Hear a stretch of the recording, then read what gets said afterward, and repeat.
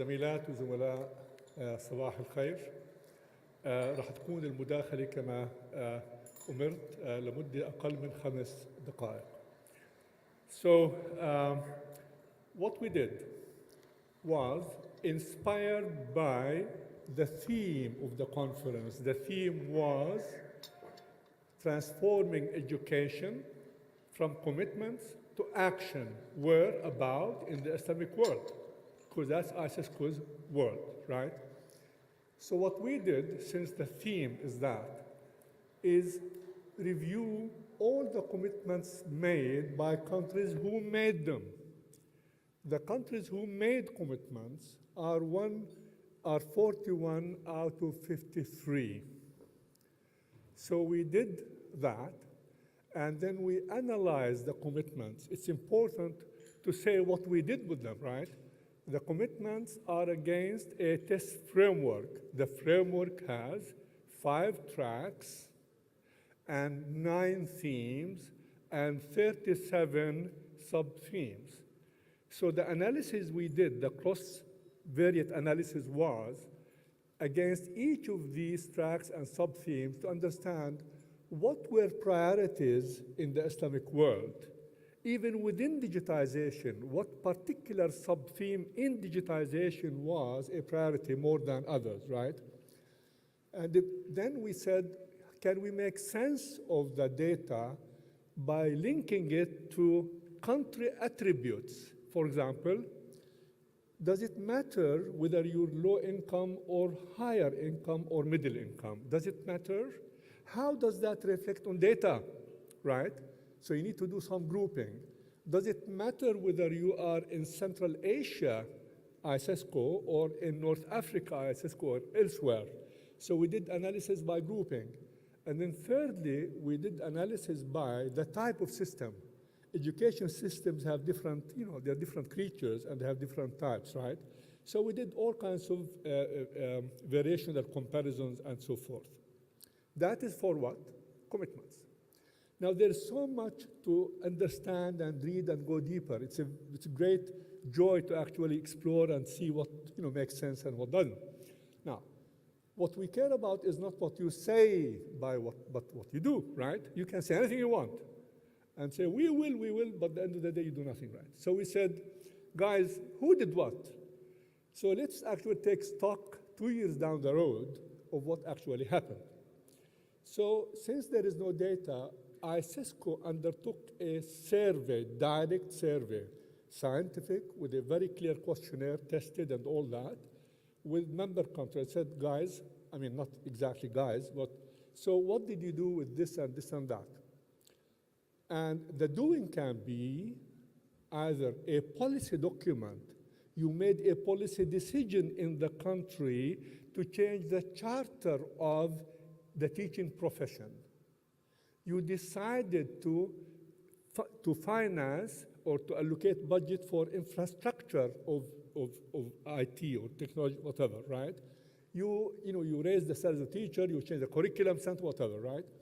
So that will be policy. Second category of doing is budgeting. Did you put money for the policy?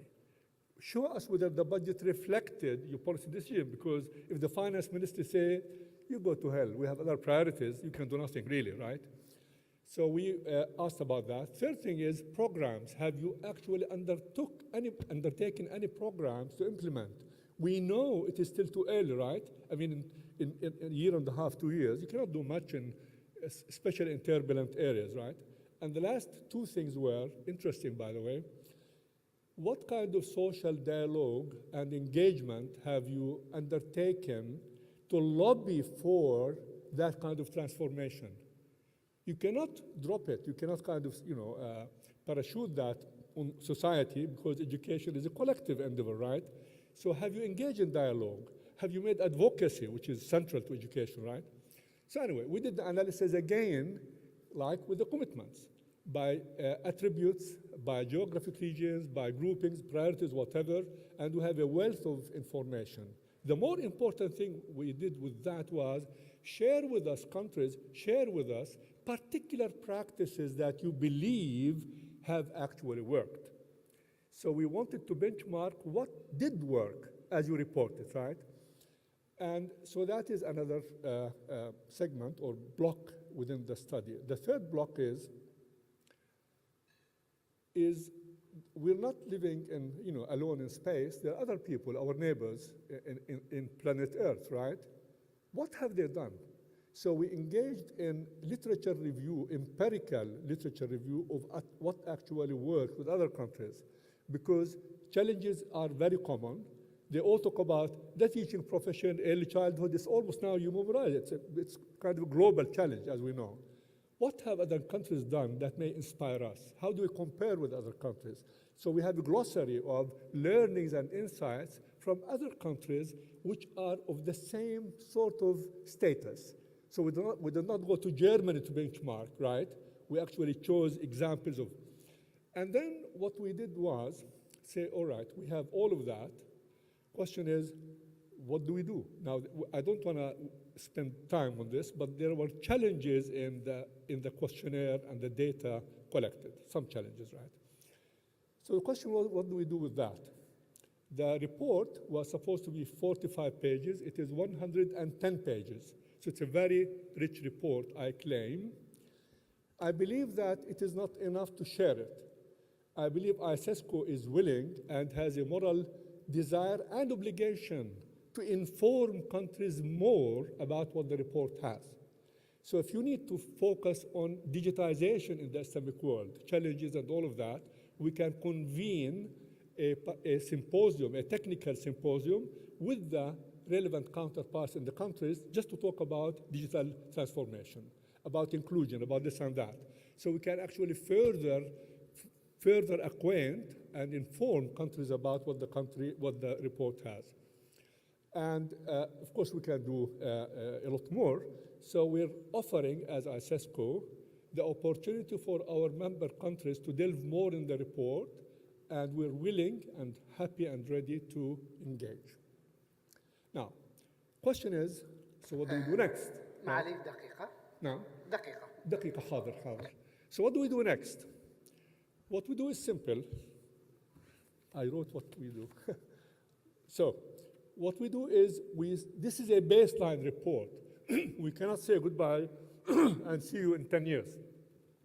The report has to be followed periodically, every 2 years. So this will be an observatory for tests in the Islamic world, right? To make sense of the trends, of the direction, and so forth. Secondly, ICESCO will be, of course, willing to act as an advisory for countries, advisory on their test transformation endeavors, right? Because of what we have, all the knowledge we have, and all the experts around ICESCO, and you've seen international dignitaries who are top-notch in the world who would be willing to work with ICESCO in that direction. Also, His Excellency, the Director General, yesterday announced the launch of the ICESCO Prize for Innovation in the Transform Education, right? He linked that to the transformation. So then what ICESCO did is create an incentive for countries to share their most inspiring practices which did work in the transformation. We say we celebrate, we recognize, and we disseminate.